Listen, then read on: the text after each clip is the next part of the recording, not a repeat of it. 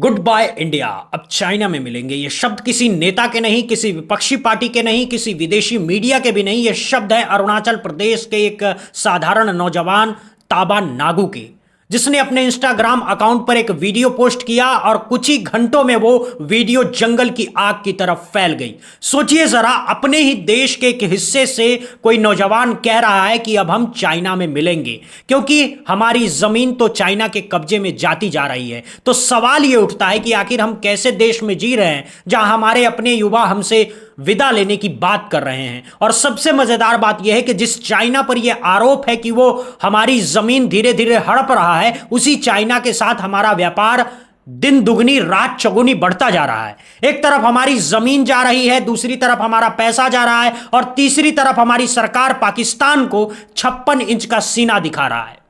यह विरोधाभास इतना बड़ा है कि इसे सिर्फ मूर्खता कह देना बहुत छोटी बात होगी। इसमें कहीं ना कहीं एक बहुत बड़ी नीतिगत विफलता छिपी हुई है जिसे समझना बेहद जरूरी है। तो चलिए आज इस पूरे मामले को खोल करके आपके सामने रखते हैं बिना किसी लाग लपेट के। बिल्कुल सीधी बात, सबसे पहले बात करते हैं ताबा नागू की। यह कोई पेशेवर पत्रकार नहीं है, कोई राजनीतिक कार्यकर्ता नहीं है, कोई विरोधी पार्टी का सदस्य नहीं है। यह अरुणाचल प्रदेश का एक आम नौजवान है जो अपनी आंखों देखी बता रहा है और उसकी बात इतनी सीधी है कि सुनने वाला हिल जाएगा।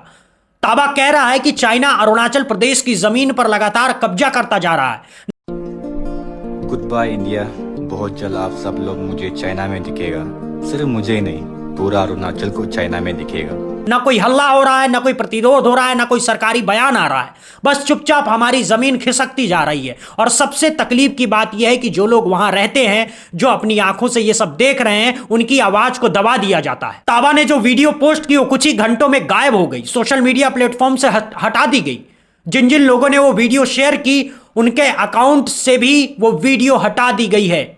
सौरभ नाम के एक सोशल मीडिया यूजर ने भी अपने ट्वीट पर वो वीडियो शेयर की थी, तो वहां से भी हटवा दी गई है। यानी सिस्टम को यह मंजूर नहीं है कि कोई भी अपने देश की जमीन के बारे में सवाल पूछे। सवाल पूछने वालों को चुप करा दो, वीडियो हटवा दो और मामले को दबा दो। यह कैसा लोकतंत्र है जहां अपने ही देश के नागरिकों को अपनी ही जमीन के बारे में बात करने का हक नहीं है। लेकिन ताबा हार मानने वाला नहीं था। जब उसकी पहली वीडियो हटवाई गई तो उसने वही बात दोबारा एक नई वीडियो में कही और इस बार उसका सुर और भी तीखा था। उसने कहा कि अगर देश से इतनी ही मोहब्बत है तो आइए अरुणाचल प्रदेश की सीमा पर आइए और चाइना का सामना करके दिखाइए ये चुनौती किसे थी। ये समझने वाली बात है। ताबा ने आरएसएस का नाम लिया। उन्होंने कहा कि आरएसएस देश का सबसे बड़ा राष्ट्रवादी संगठन कहलाता है। हर दिन देशभक्ति के भाषण दिए जाते हैं, हर मंच से राष्ट्र प्रेम की बात कही जाती है। तो अगर इतना ही राष्ट्र प्रेम है, इतनी देशभक्ति है, तो अरुणाचल की सीमा पर जाइए और वहां चाइना से लोहा लीजिए, सीना ठोक करके मुकाबला कीजिए। लेकिन नहीं, सीमा पर जाना कठिन है, भाषण देना आसान है, सोशल मीडिया पर देशभक्ति दिखाना आसान है, असल जमीन पर उतरना असंभव है। इसी बात पर ताबा ने अपनी बात कही और यही बात सत्ता को चुभी। इसीलिए वीडियो हटाई गई, इसीलिए आवाज दबाई गई। लेकिन कहते हैं ना कि सच जितना दबाओ उतना ही उभरेगा। तो ताबा की वीडियो हटाने के बावजूद पूरे देश में वो बात फैल गई और अब हर कोई पूछ रहा है कि आखिर हमारी सरकार कर क्या रही है। दोस्तों, ये कोई पहली बार नहीं है जब अरुणाचल पर चाइना के कब्जे की बात हो रही है। यह मामला बहुत पुराना है और इसे खुद बीजेपी के ही सांसद सदन में उठा चुके हैं। जी हां, आपने सही सुना, सदन में उठा चुके हैं। खुद सत्ताधारी पार्टी के ही सांसद ने लोकसभा में खड़े होकर कहा कि चाइना अरुणाचल प्रदेश के अंदर 50 किलोमीटर तक घुस चुका है। सोचिए जरा, 50 किलोमीटर, ये कोई 1-2 किलोमीटर की बात नहीं है। 50 किलोमीटर मतलब लगभग दिल्ली से गुड़गांव जितनी दूरी। इतनी दूर तक अगर कोई विदेशी सेना घुस चुकी है और हमारी सरकार को कुछ करना नहीं पड़ रहा है, तो यह अपने आप में एक बहुत बड़ा सवाल है। और यह सवाल किसी विपक्षी नेता ने नहीं उठाया, यह सवाल खुद उस पार्टी के सांसद ने उठाया जो केंद्र में सरकार चला रही है। इससे बड़ी शर्म की बात क्या हो सकती है। हाल ही में ये खबरें आई भी थी कि चाइना ने अरुणाचल प्रदेश के 3 जिलों में अपने मिलिट्री बेस स्थापित कर लिए हैं। ये कोई अफवाह नहीं है, ये जानकारी वहां की स्थानीय आदिवासी समुदायों ने खुद अपने जिलाधिकारी को दी थी। मतलब जो लोग वहां पीढ़ियों से रह रहे हैं, जिनकी नजर हर बदलाव पर है, जो अपनी अपनी जमीन को अपनी हथेली की तरह जानते हैं, वो कह रहे हैं कि चाइनीज मिलिट्री बेस बन चुके हैं। लेकिन इस पर क्या कार्रवाई हुई? कुछ भी नहीं। ना जिला प्रशासन ने कोई बयान दिया, ना केंद्र सरकार ने कोई सफाई दी, ना किसी ने आदिवासी समुदाय की बात को गंभीरता से लिया। बस चुप्पी ही चुप्पी है, एक ऐसी गहरी चुप्पी जो अपने आप में हजार सवाल पैदा करती है। अब यहां एक और विरोधाभास है जो हमें समझना होगा। हमारी सरकार पाकिस्तान के मामले में जितनी आक्रामक है, चाइना के मामले में उतनी ही चुप है।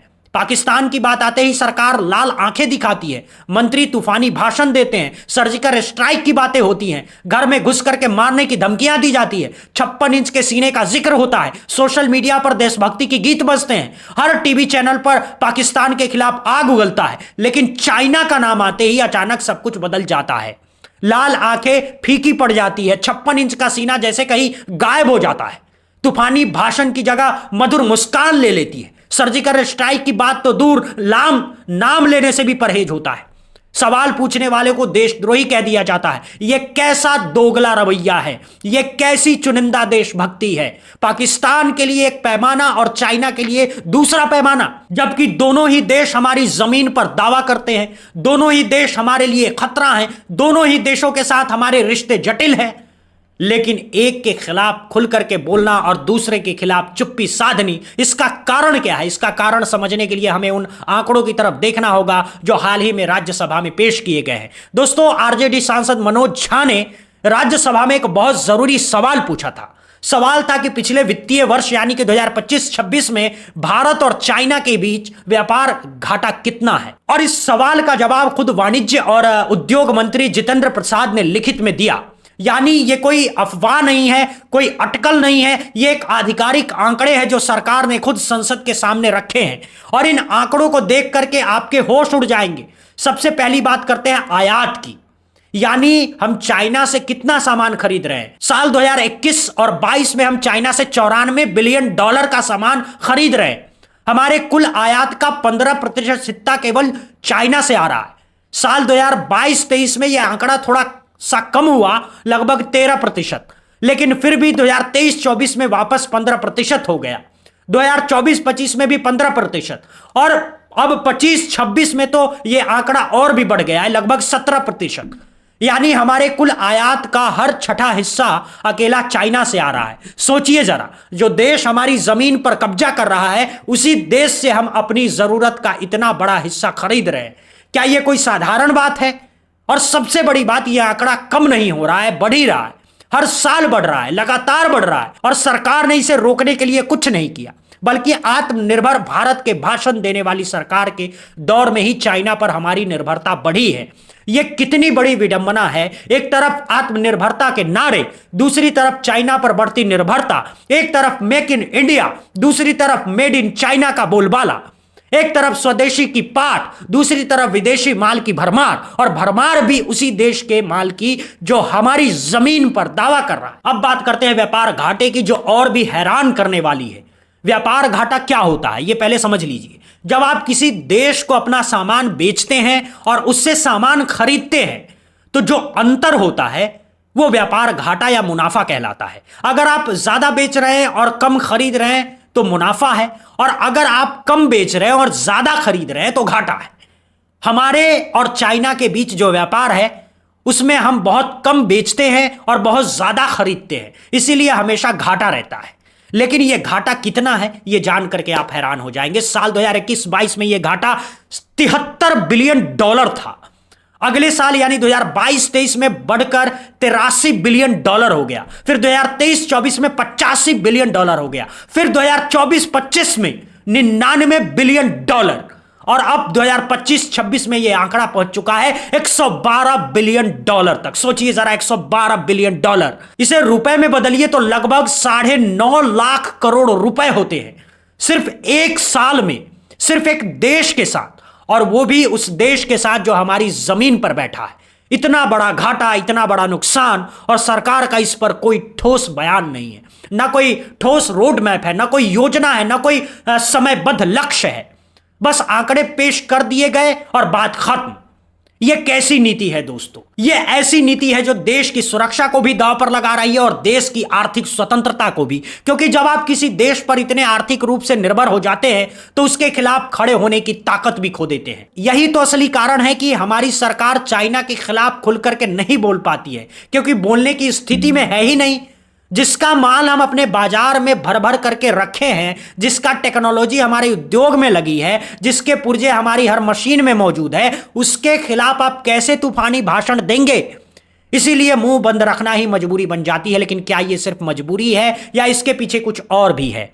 यह सवाल भी पूछना चाहिए, क्योंकि जिस देश ने आत्मनिर्भर भारत का इतना बड़ा प्रचार किया, जिस देश की सरकार ने चीनी ऐप्स बैन करने का जश्न मनाया, जिस देश की सरकार ने चीनी सामान का बहिष्कार करने का आह्वान किया, उसी देश की सरकार के दौर में चाइना पर निर्भरता बढ़ी है। यह कैसे संभव है? एक तरफ जनता को यह बताया जाता है कि हम चाइना को सबक सिखा रहे हैं, दूसरी तरफ आंकड़े बताते हैं कि हम चाइना के आगे झुक रहे हैं। कहीं ना कहीं इसमें एक बहुत बड़ा दिखावा है, एक बहुत बड़ी नौटंकी है जो जनता को गुमराह करने के लिए की जा रही है। असल में हो कुछ और रहा है और दिखावा कुछ और किया जा रहा है। इस पूरे मामले में एक और चौंकाने वाली बात है कि जब भी कोई इस मुद्दे पर सवाल उठाता है तो उसे तुरंत चुप करा दिया जाता है। ताबा नागू की वीडियो को देखिए, जैसे ही वो वायरल होने लगी हटा दी गई। जो लोग शेयर कर रहे हैं उनके अकाउंट से भी हटा दी गई। ये सोशल मीडिया प्लेटफॉर्म से गायब हो गई, मानो कभी थी ही नहीं। यह अब एक पैटर्न बन चुका है। जब भी कोई असहज सवाल उठता है उसे दबा दिया जाता है, जब भी कोई असली मुद्दा सामने आता है उसे किनारे कर दिया जाता है। बड़े बड़े मीडिया चैनल इस पर एक शब्द नहीं बोलते। जो पत्रकार टीवी पर बैठ करके दिन रात पाकिस्तान के खिलाफ आग उगलते हैं वो चाइना के मामले में एकदम शांत हो जाते हैं, जैसे उनकी जुबान को ताला लग गया हो। ये चुप्पी अपने आप में बहुत कुछ कह जाती है। ये चुप्पी बताती है कि कहीं ना कहीं एक अनकहा समझौता है। ये चुप्पी बताती है कि कहीं ना कहीं एक अघोषित संधि है, एक ऐसी संधि जिसमें बड़े नुकसान को छुपाना है और छोटी जीत को हाईलाइट करना है। एक ऐसी संधि जिसमें सच्चाई से ज्यादा नैरेटिव मायने रखता है। अब सोचिए दोस्तों, ये सब मिलकर के कैसी तस्वीर बनाते हैं। एक तरफ हमारी सीमा पर चाइना घुसा हुआ है, हजारों वर्ग किलोमीटर की जमीन पर उसका दावा है, मिलिट्री बेस बन चुके हैं, स्थानीय लोग शिकायत कर रहे हैं लेकिन सुनवाई नहीं हो रही है। दूसरी तरफ हमारा व्यापार घाटा उसी देश के साथ आसमान छू रहा है, हर साल बढ़ रहा है, हर साल हम उसे अरबों डॉलर दे रहे हैं। तीसरी तरफ जो इस पर सवाल उठता है उसकी आवाज दबा दी जाती है, वीडियो हटा दी जाती है, सोशल मीडिया से हटा दिया जाता है। चौथी तरफ हमारी सरकार पाकिस्तान के खिलाफ भाषणबाजी में लगी हुई है ताकि जनता का ध्यान असली मुद्दे से भटका रहे। और पांचवी तरफ गोदी मीडिया इसी भाषणबाजी को दिन रात प्रसारित कर रहा है ताकि जनता को कुछ पता ही न चले। यह पूरी की पूरी एक साजिश जैसी लगती है, एक ऐसी साजिश जिसमें सत्ता, मीडिया और कॉरपोरेट सब एक साथ मिले हुए हैं। और इस साजिश का शिकार है देश का आम आदमी, वो आम आदमी जिसे बताया जाता है कि सब कुछ ठीक है, वो आम आदमी जिसे यकीन दिलाया जाता है कि उसकी सीमा सुरक्षित है, वो आम आदमी जो टीवी पर 56 इंच का सीना देख करके आश्वस्त हो जाता है उसका देश सुरक्षित हाथों में है। लेकिन असल में हो क्या रहा है यह उसे कभी नहीं बताया जाता। एक बहुत जरूरी सवाल जो हर नागरिक को पूछना चाहिए वो ये कि आखिर जब ताबा नागू जैसे नौजवान अपनी जमीन के बारे में बात करते हैं तो उन्हें देशद्रोही क्यों कहा जाता है? जब वो अपनी आंखों देखी बात कहते हैं तो उन्हें चुप क्यों कराया जाता है? क्या ये देशभक्ति है? क्या ये राष्ट्रवाद है कि आप अपनी जमीन के लिए आवाज उठाने वालों को दबा दें और उन देशों के साथ व्यापार बढ़ाते चले जाएं जो आपकी जमीन पर दावा कर रहा है?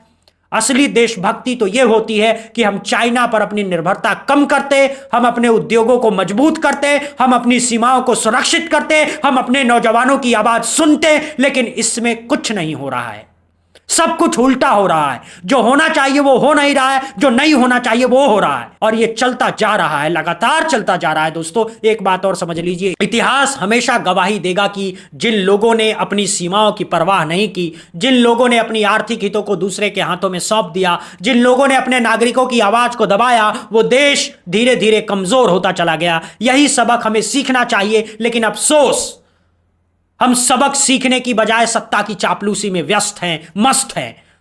हम असली मुद्दों को समझने की बजाय नकली मुद्दों में उलझे हुए हैं। हम अपने भविष्य के बारे में सोचने की बजाय अपनी वर्तमान में मुग्ध हैं।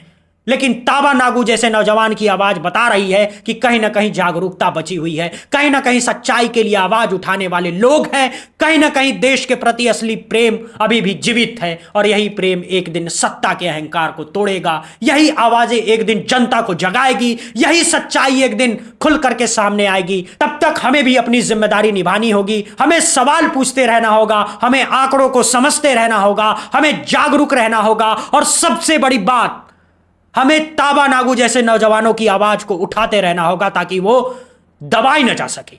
यही एक तरीका है जिससे हम अपने देश के हित की रक्षा कर सकते हैं। बाकी सरकार अपना काम करती रहेगी, मीडिया अपना काम करती रहेगी, कॉरपोरेट अपना काम करता रहेगा, लेकिन जनता जब जागती है तो सब कुछ बदल जाता है। अब आप बताइए, क्या आपको भी लगता है कि चाइना के साथ हमारा व्यापार बढ़ना खतरनाक है?